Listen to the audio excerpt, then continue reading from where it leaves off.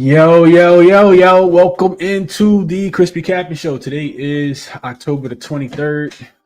There are only two games in the NBA for today, so we will go through those two and then get ready for Friday. Bunch of games on Friday. Feels like every team in the NBA plays on Friday as I look over at the eye screen. So let's get to the two games for today. As far as yesterday, I did play. I may end up making two plays yesterday. The short list that we talked about on the show, I think went 3-1. It was 4 plays on that list.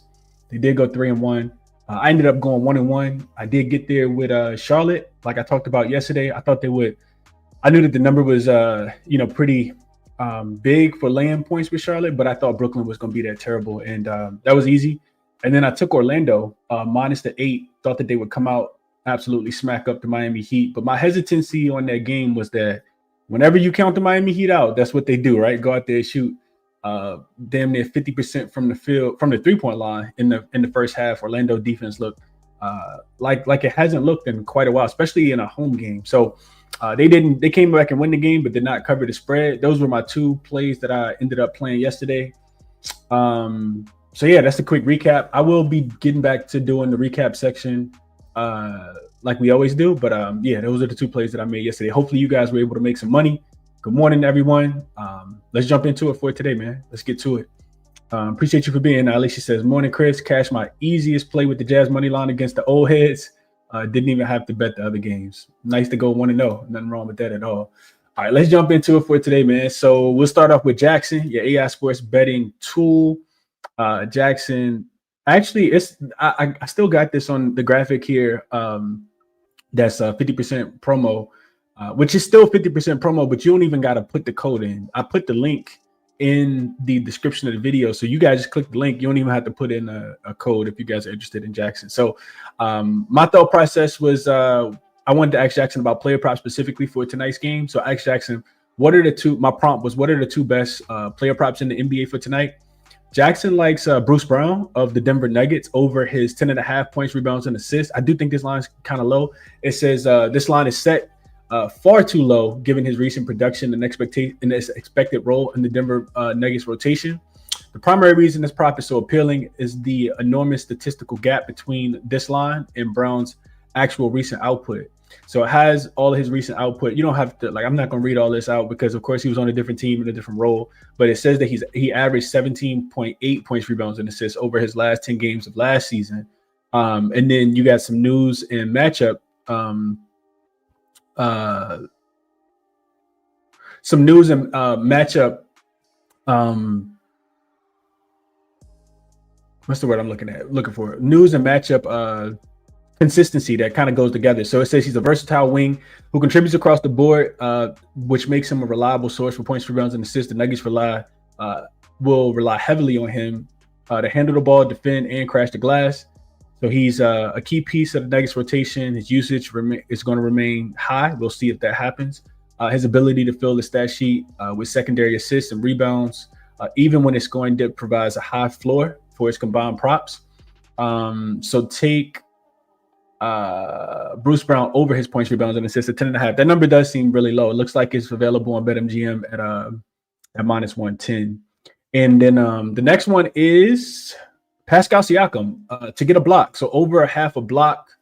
It says that this pick is driven by Pascal Siakam's recent surge in shot blocking, which the market appears to be underestimating, offering fantastic value at plus 132 on BetRivers. So he's actually had at least one block in 5 out of his last 5 games, 9 of his last 10 games, and over his last 20, he's also had one in 55%. So what is that? 11 out of 20.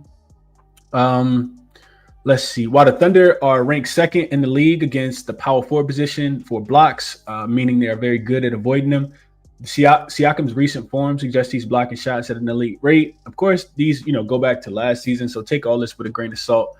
But it also talks about the Thunder being severely short-handed, missing key players tonight, which could lead to more disorganized offense and more opportunities for Siakam to protect the rim. So we shall see, man. Pascal Siakam to get a block at 132, plus 132. I do like the plus money. Do like the plus money a lot. So yeah, those are the two looks from Jackson today, 2-player props. You guys let me know what you think about those in the comments, and let's jump into it for today. So this first game up is the Oklahoma City Thunder and the Indiana the Indiana Pacers. Line open 7.5. It went up as far as 8.5 is what I saw.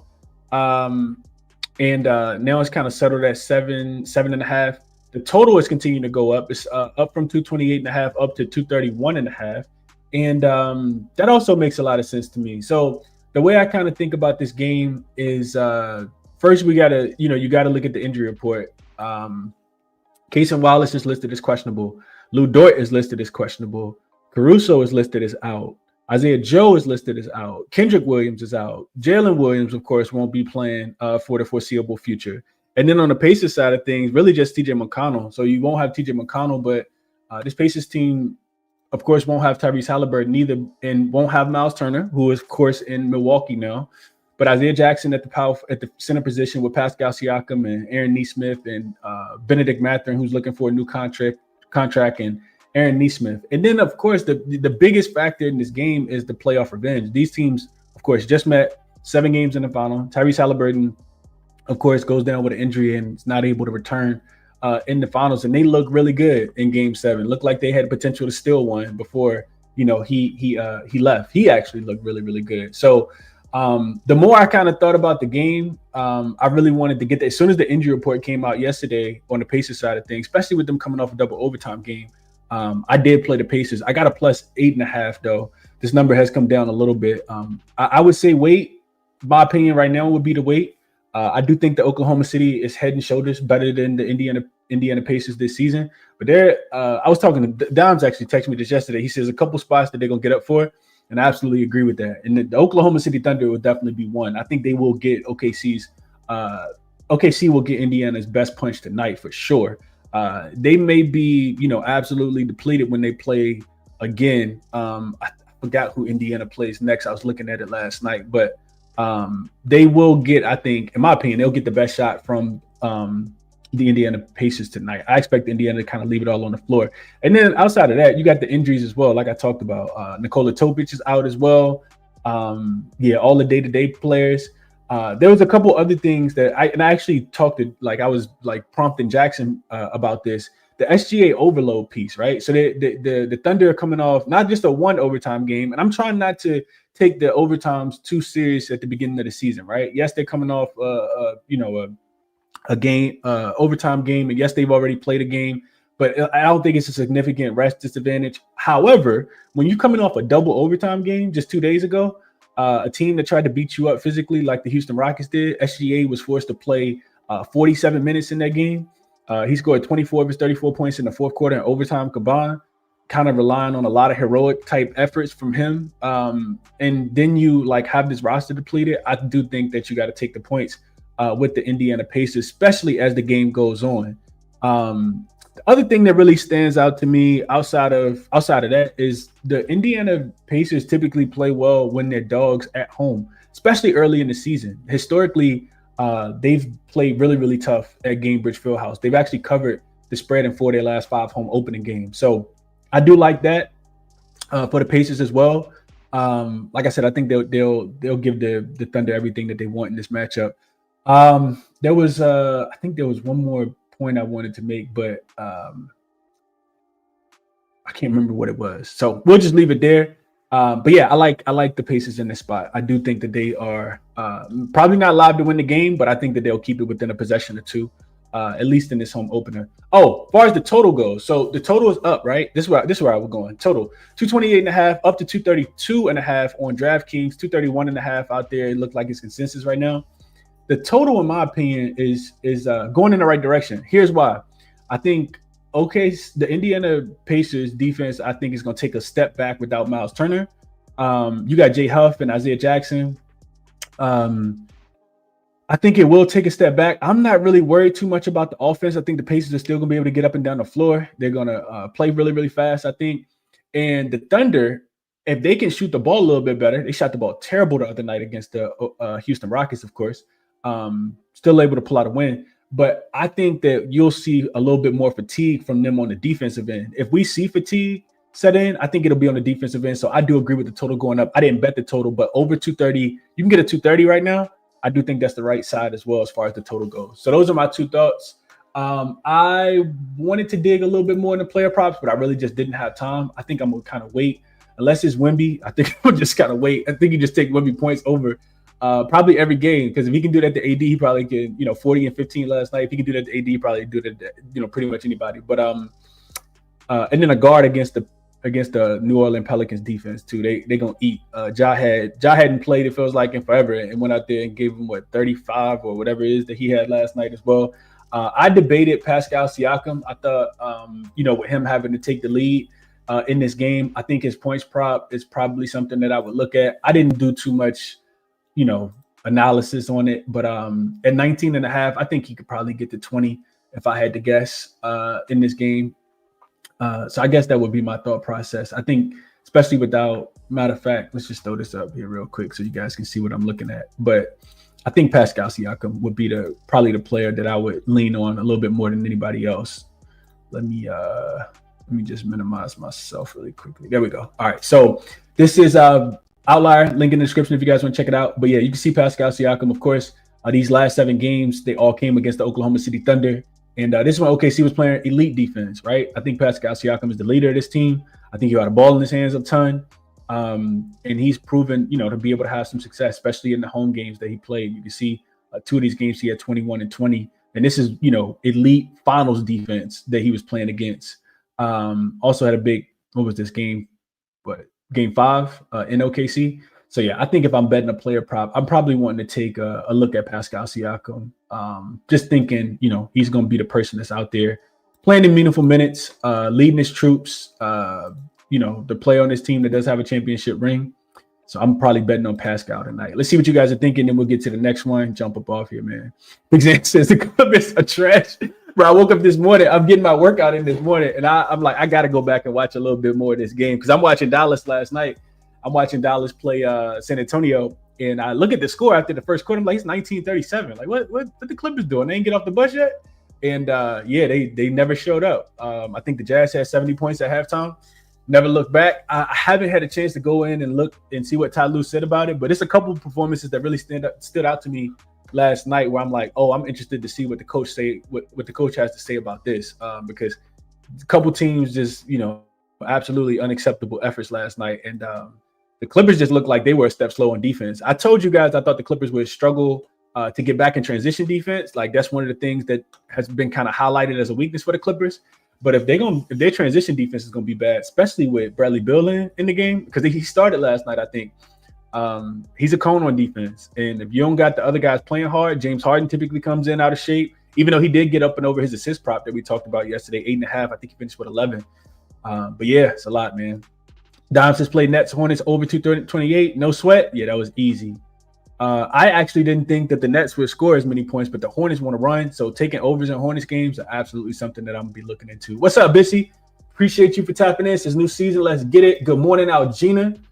Says, good morning, Chris and chat. I'm done with Joel. He looked awful last night. I think he finished with 4 points, made 1 shot. Tyler says, so yeah, Wemby for defensive player of the year and MVP. I love Jokic rebounds today. Small ladder got 10.5 up to 14. Yeah, Wemby defensive player of the year probably. I don't even know. I think I looked. He only had 1 block last night when I was looking at it, but I didn't watch the end of the game until this morning.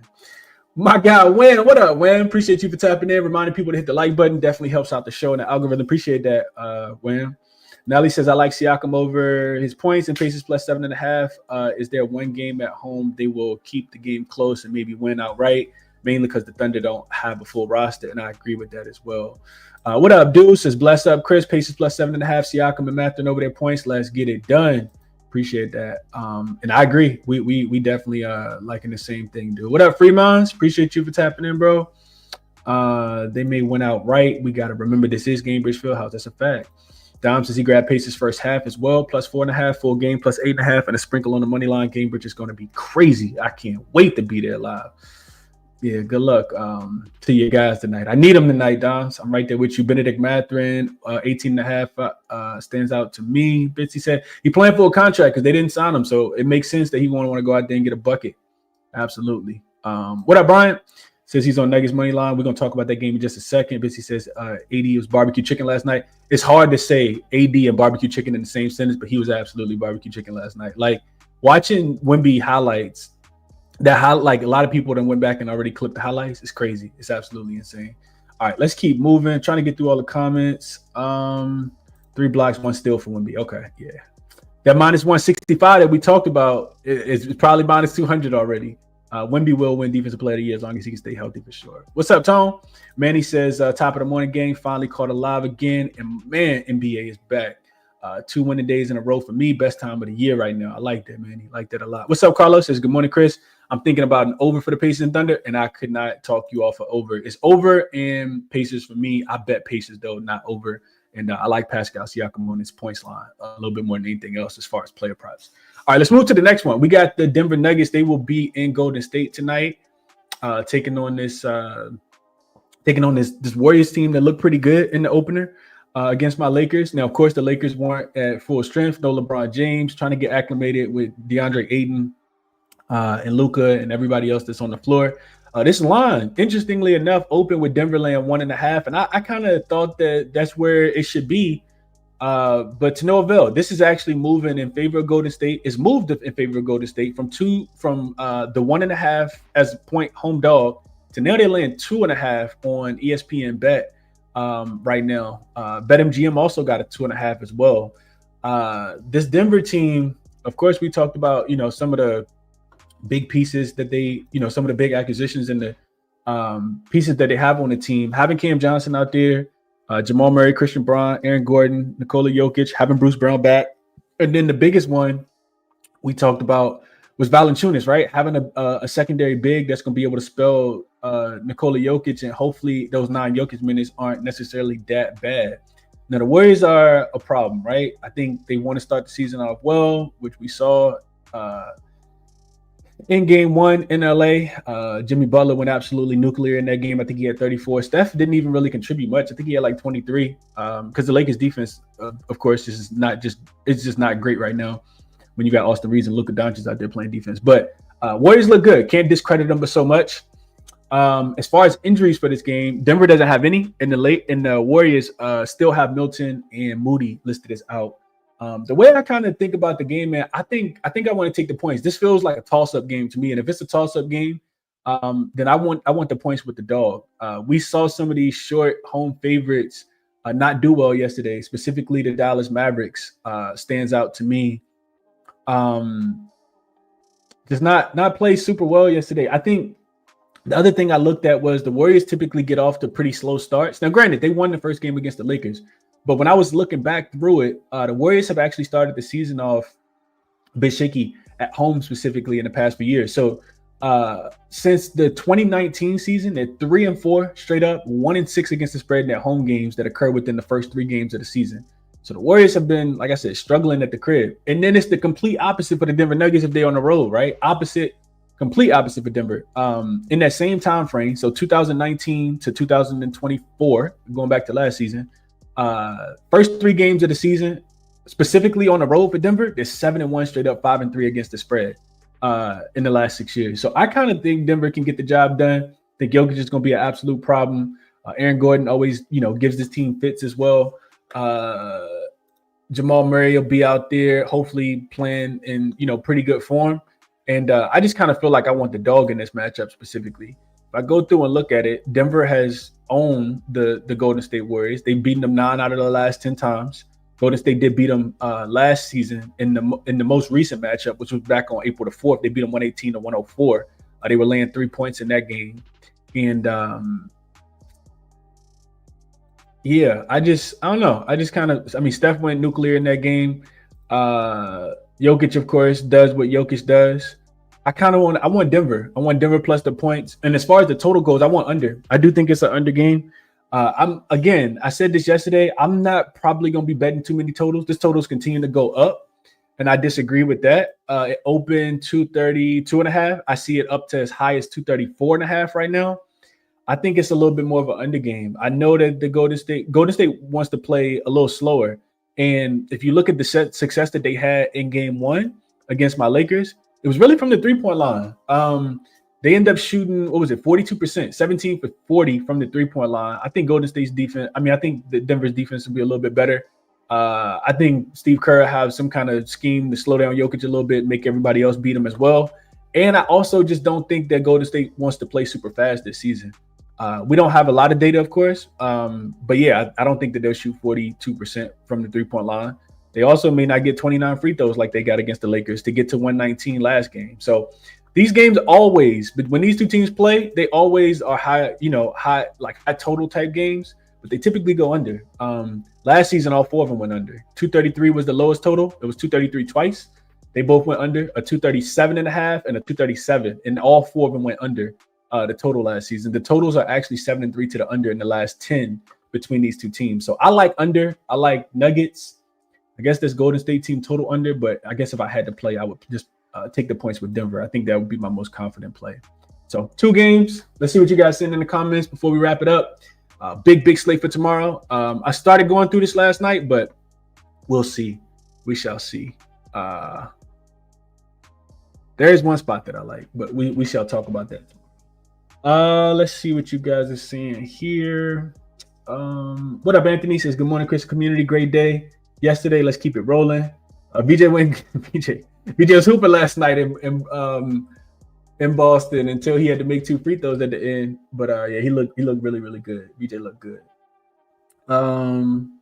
Chosen One likes the Nuggets as well. B fans just give me the Nuggets. Domsey's like the under as well. To me, Cam ain't no different than MPJ. B fan says. They was beating them with MPJ last year though, so we'll see what that looks like. Nally says, I like the Warriors, but not betting it. I'm going to sit this one out, enjoy this one, maybe over. So we thinking the opposite. And I kind of want to see big sample sizes as well, right? I'm not somebody that plays a lot of bets early in the season. So I like to collect some data. I'm a data collector, and I like to watch the games too. I need to go back and watch a couple of the games from today. Hopefully I have time to do so. TC Bet says, what's good, Chris? I'm on Jimmy Butler under 5.5 boards. Minus 114 on FanDuel. Pistons started the game horrible last night and was playing catch up the whole entire game. Was not looking good for the Pistons last night. And I completely butchered not playing Buzelis. I've been talking about, if you guys watched the previous show, I talked about liking Buzelis specifically at home games. He went nuclear last night. Dude got trampolines in his legs. I love Buzelis game. And I didn't play his points prop last night. Tyler says under calls for rebounds. Jokic rebounds. That's true. Burrell says Warriors -3. They playing as a unit. It's really difficult to want to fade them, but I think I want the points in this game. Dude says Nuggets money line, Golden State point, and Gordon over his points. Aaron Gordon. Dom says Aaron Nesmith over 4.5 boards plus 115. Might be a sneaky good look. He just got paid the other day, and he always rebounds better at home. Yeah, that is a pretty low number for Aaron Nesmith. I agree with that. Aaron Gordon over 4.5 boards for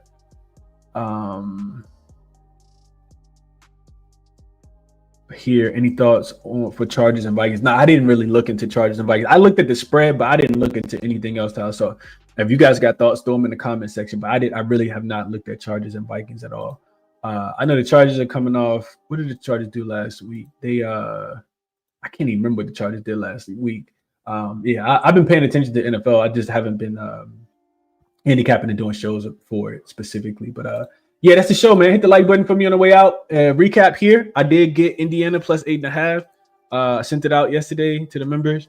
Denver plus 2.5 is the side I want to be on. I want to be on under. But like I said, this numbers continue to go up, so no need to take it right now. You see, I put it in 233. It's up to 234.5 on ESPN Bet. So maybe we fade the market when once it goes all the way up. 235 pop, 235.5 pop. We'll see how the day goes on, man. Appreciate you all for tuning in. Resources all linked in the description. Check out Outlier, Moneyballer, Odds Jam. Also, real quick on Jackson. Jackson will have first basket. First basket data will be a part of Jackson. So another reason to get involved with Jackson. That will be, I think, before the end of the week. So check out Jackson if you guys are interested in first basket data outside of everything that they already bring to the table, which is pretty much every other category, every other market that you can bet. And yeah, hit the like button for me on the way out, man. I'll catch you guys in the next one. Bunch of games for tomorrow. I'm going to go ahead and get started. Catch you guys in the next one. I'm out.